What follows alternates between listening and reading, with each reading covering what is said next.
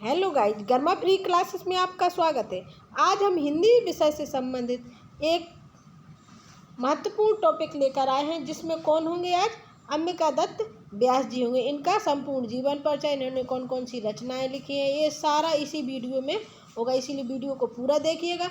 पसंद आए तो लाइक, चैनल को सब्सक्राइब जरूर करिए और राइटिंग पर बिल्कुल नहीं जाइएगा, क्योंकि मैं इसे खुद ही बोलकर आपको समझाने की कोशिश करूँगी। शुरुआत करते हैं हम आज की क्लास की। सबसे पहले का अंबिका दत्त व्यास जी।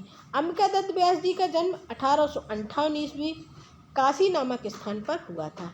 इन्होंने बिहारी बिहार नामक अपने टीका ग्रंथ में संक्षिप्त निज वृतांत नाम से अपना आत्म परिचय प्रस्तुत किया था। इन्होंने किस नाम से अपना आत्म परिचय प्रस्तुत किया था? बिहारी बिहार की एक टीका ग्रंथ में इन्होंने अपना आत्म परिचय प्रस्तुत किया था।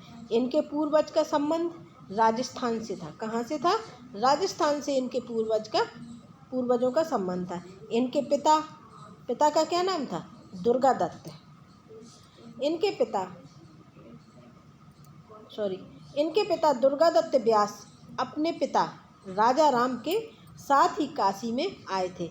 जो इनके पिता का नाम दुर्गा दत्त व्यास था, वो इनके दादा का नाम राजा राम था।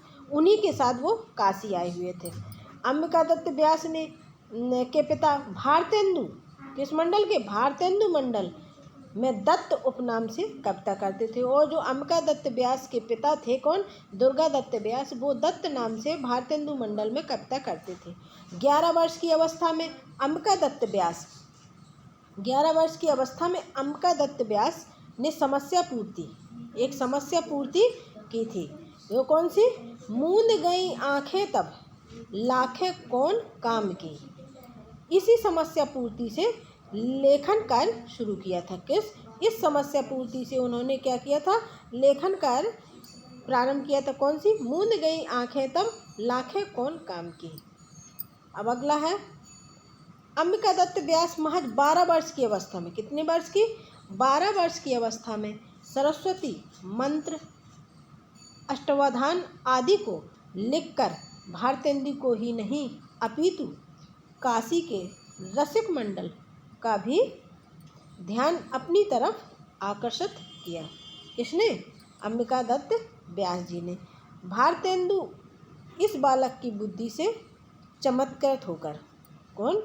भारतेंदु अंबिका दत्त व्यास की बुद्धि से चमत्कृत होकर काशी में कविता वर्धिनी, कौन सी? कविता वर्धिनी सभा में काव्य पाठ पढ़ाने के लिए मौका दिया। किसको? अंबिका दत्त व्यास जी को। किसने?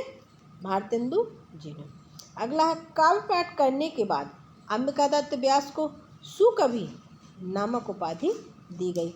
और इसी से ही कविता वर्धिनी जो सभा हुई थी काशी में, उसी में उन्होंने काव्य पाठ किया और तभी से उन्हें सुकवि की उपाधि दी गई। विक्रम संवत 1938-1939, इसको ईस्वी में 1881 या 82 के आसपास काशी में वैष्णव पत्रिका निकलती है। कौन सी? वैष्णव पत्रिका निकलती है, जिसका संपादन इन्होंने ही किया था। किसने? अंबिका दत्त व्यास जी ने विक्रम संवत 1938 या 1939 में वैष्णव पत्रिका का संपादन किया था। कहाँ से? काशी से किया था। काव्य की इतिवृत्ति के आधार पर निश्चित रूप से इनकी काव्य प्रतिभा की प्रशंसा करनी चाहिए। इनकी मृत्यु 14 नवंबर, कब? 14 नवंबर 1900 ईस्वी को काशी में हुई थी। किसकी? अंबिका दत्त व्यास जी की। हिंदी संस्कृत में कुल मिलाकर इनकी 78, कितनी? 78 काव्य रचनाएं इस प्रकार है। कौन कौन सी है? जैसे पावस पचासा, सुकवि सतसई, इसमें श्री कृष्ण की बाल लीला पर 700 दोहे लिखे गए हैं। किसमें? सुकवि सतसई में। आनंद मंजरी, गणेश शतक, कौतुक पचीसी और समस्या सर्वस्व नाम से इनकी समस्या पूर्ति किया करते थे। किस? अंबिका दत्त व्यास जी किस नाम से समस्या पूर्ति किया करते थे?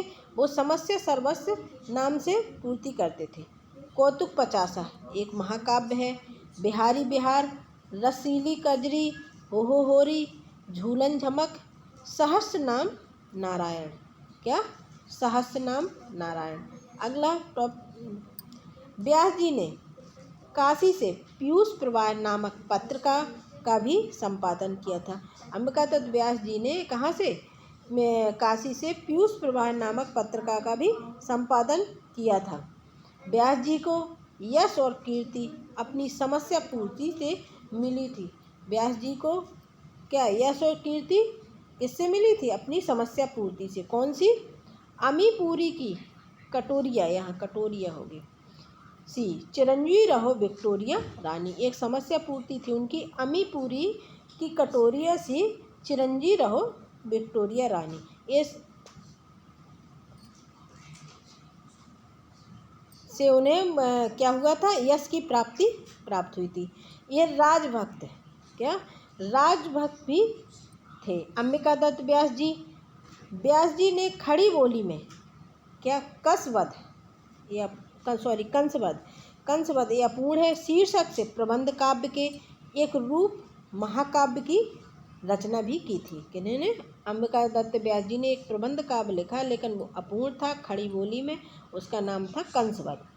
परंतु ये केवल 3 सर्ग ही लिख सके थे। लेकिन इसके कितने?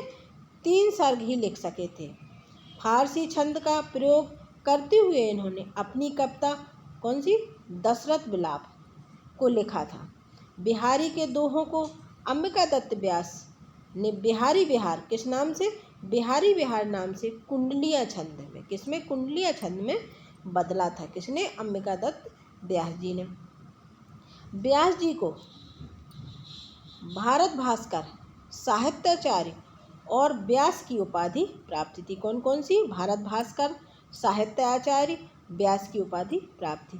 42 वर्ष की अवस्था में अंबिकादत्त व्यास को महाकवि सम्मान प्राप्त हुआ था। कौन सा सम्मान? महाकवि सम्मान प्राप्त हुआ था। किस अवस्था में? 42 वर्ष की उम्र में ही। व्यास जी ने छत्रपति शिवाजी के जीवन पर 1870 में शिवराज विजयम, कौन सी? 1870 में शिवराज विजयम उपन्यास को लिखा। लेकिन इनकी मृत्यु के बाद 1901 ईस्वी में मृत्यु उपरांत ये प्रकाशित हुआ था। कौन सा? शिवराज विजयम।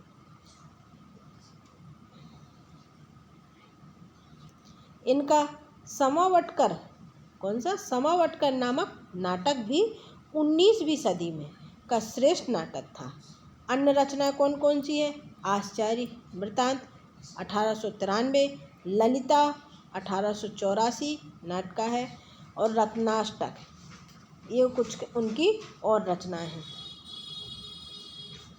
सामवाटकर नामक नाटक को पटना में लिखा था, जिसकी प्रेरणा महाराज लक्ष्मीश्वर सिंह से प्राप्त हुई थी। अतः यह स्कंद पुराण की कथा पर आधारित था तथा इसमें कितने? 6 अंक थे। कितने अंक थे? 6 अंक थे।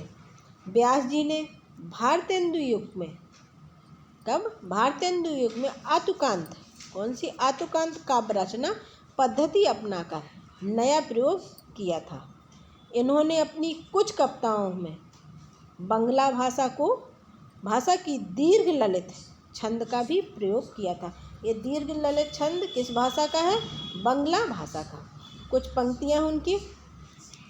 सुमृत छवि नंद नंदन की, विसरत सब दुख धुंध, होत अमंद आनंद ये मिल्लत, मनहु सुख कंद। वीडियो को पूरा देखा है तो उसके लिए धन्यवाद। अगर पसंद आया तो लाइक और सब्सक्राइब करें।